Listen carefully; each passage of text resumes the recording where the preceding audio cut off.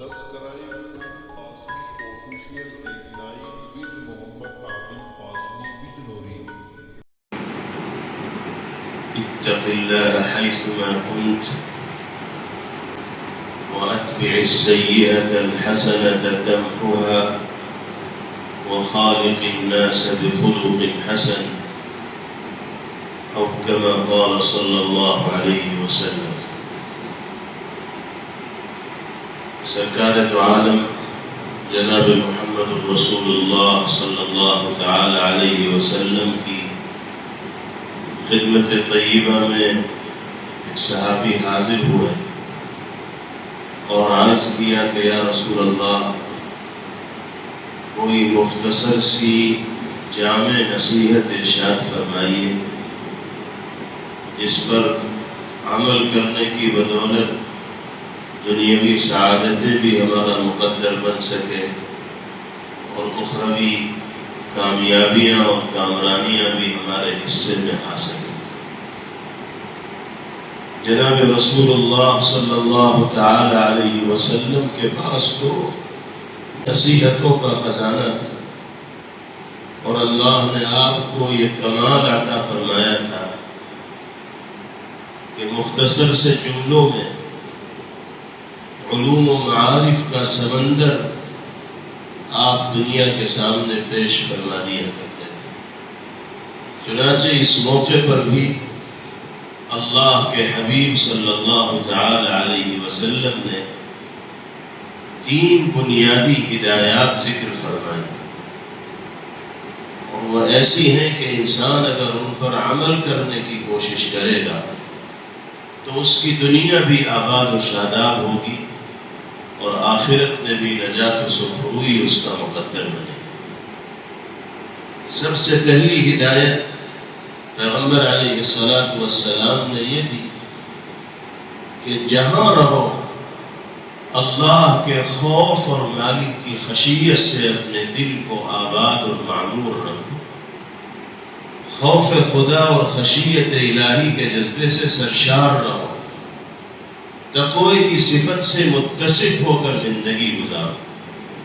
یہ وہ بنیادی صفت ہے کہ اگر انسان کی زندگی اس صفت سے آراستہ ہو جائے تو ہر طرح کے گناہوں سے، معاصی سے، بدعمالیوں سے اور اللہ کو ناراض کرنے والے اعمال سے بچ کر زندگی گزارنا انسان کے لیے ممکن و آسان ہو جائے.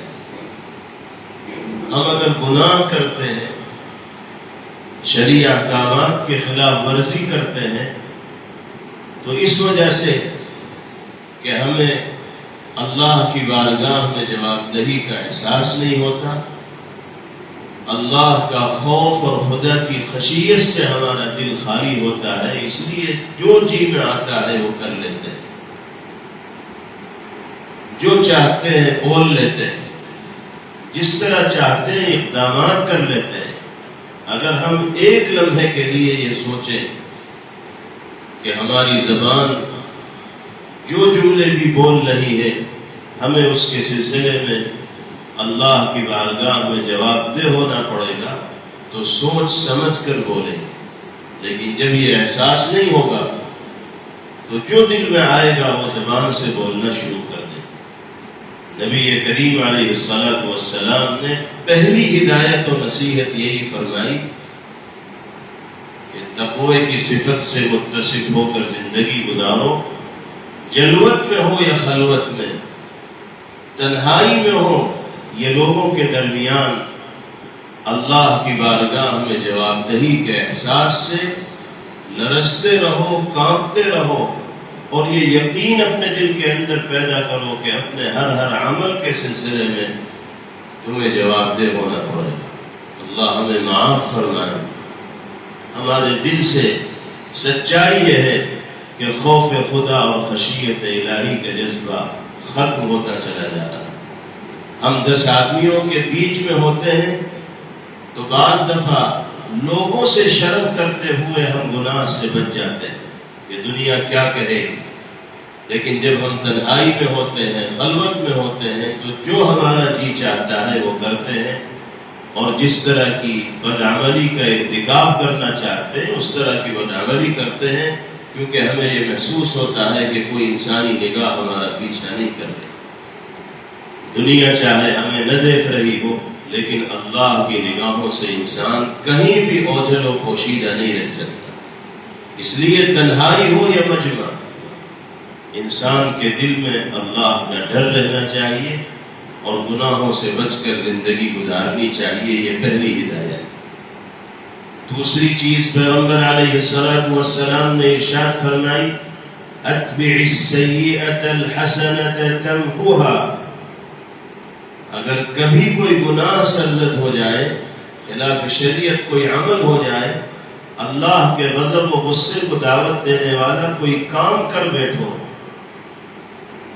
تو فوراً ندامت و شرمندگی کا احساس ہونا چاہیے، اللہ کی بارگاہ میں حاضر ہو کر معافی کا طلبگار ہونا چاہیے اور نیکیوں کو انجام دینا چاہیے، اس لیے کہ حسنات اور نیکیاں سیئات اور گناہوں کے لیے کفارہ بنتی۔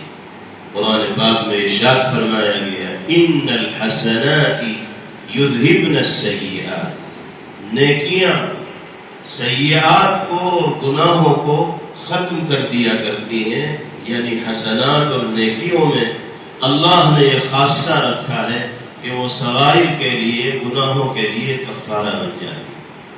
ہر انسان خطا کار ہے اور اس سے غلطی کا صدور ممکن ہے۔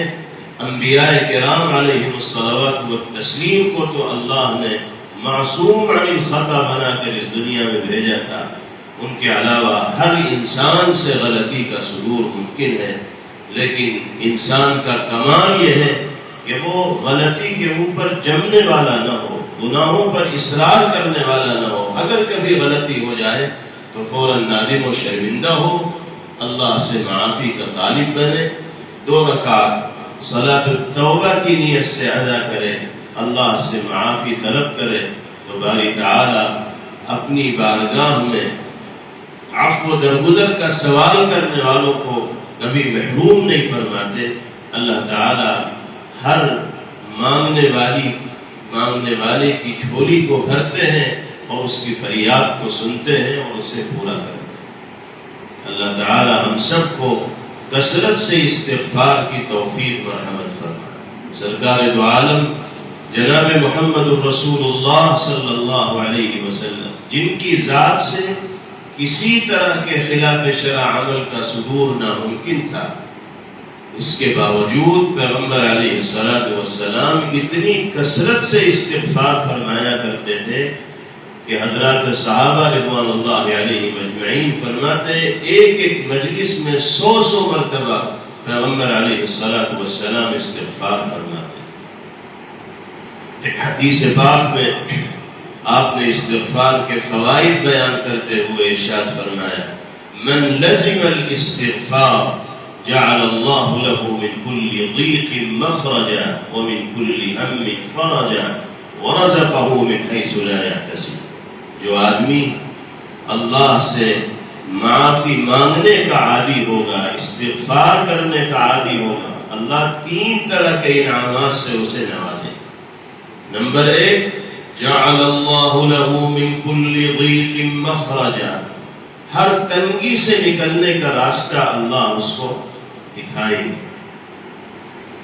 معاشی تنگی سے بھی باری تعالی اس کو نجات عطا فرمائیں گے، دیگر طرح کی پریشانیوں سے بھی اللہ تعالی اس کو آزادی مرحمت فرمائیں گے۔ وَمِن كُلِّ هَمٍّ فَرَجًا، دوسرا انعام یہ ہے کہ ہر فکر سے اللہ اس کو آزاد فرما دیں گے، ٹینشن فری زندگی گزارنا اس کے لیے آسان ہو جائے۔ اور تیسرا انعام، وَرَزَقَهُ مِنْ حَيْثُ لَا يَحْتَسِبُ، ایسے راستوں سے اللہ تعالیٰ اس کے لیے روزی کا بندوبست فرمائیں گے، آمدنی کا نظم فرمائیں گے کہ جو راستے اس کے وہم و گمان میں بھی نہ ہوں، اور بے حساب روزی اللہ رب العزت والجلال اس کو مرحمت فرمائیں گے۔ یہ وہ فوائد ہیں استغفار کے جو سرکار دو عالم جناب محمد الرسول اللہ صلی اللہ علیہ وسلم نے ارشاد فرمایا۔ اور آخری ہدایت آپ نے دی وَخَالِقِ النَّاسَ بِخُلُقٍ حَسَنٍ. اگر دنیاوی کامیابی اور اخروی سعادت چاہتے ہو تو لوگوں کے ساتھ بہترین اخلاق کا مظاہرہ کرنے والے بنو، اچھا سلوک پیش کرنے والے بنو، اپنے رویے اور برتاؤ کو درست کرو، والدین کے ساتھ حسن سلوک کرنے والے بنو، رشتہ داروں کے حقوق کی ادائیگی کا اہتمام کرنے والے بنو، بیوی کو خوش رکھو، بچوں کے حقوق کی ادائیگی کی فکر کرو، اپنے پڑوسیوں کے ساتھ خیر خواہی کا معاملہ کرو، اور تمام انسانوں کے سلسلے میں اپنے دل میں ہمدردی کے جذبات پیدا کرنے والے بنو. بہترین اخلاق یہ مسلمان کی شان ہے، شناخت ہے، پہچان ہے. جناب رسول اللہ صلی اللہ تعالی علیہ وسلم نے انسانوں کے دلوں پر جو حکومت فرمائی ہے وہ اخلاق کی بلندی اور کردار کے امتیاز کی بنا پر فرمائی. آپ نے لوگوں کے ساتھ وہ سلوک فرمایا، ایسے رویے اور برتاؤ کا مظاہرہ کیا کہ آپ کی جان کا دشمن بن کے آنے والا شخص بھی آپ کی محبت کا اسیر اور گرویدہ ہو کر پھر آپ کے پاس سے واپس ہو. نبی کریم علیہ السلام نے ارشاد فرمایا کہ جب اللہ کی بارگاہ میں انسانوں کے اعمال کا وزن کیا جائے گا تو حسن خلق سے زیادہ وزنی کوئی عمل نہیں.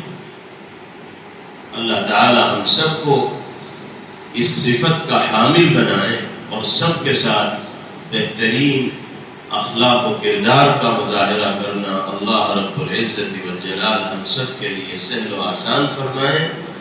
یہ تین وہ اہم اور بنیادی نصائح ہیں جناب رسول اللہ صلی اللہ علیہ وسلم کی، جن پر عمل انسانوں کے لیے دنیا میں بھی عزت و شرف کے حصول کا ذریعہ ہے اور آخرت میں بھی سرخروئی اور نجات تک پہنچنے کا باعث ہے.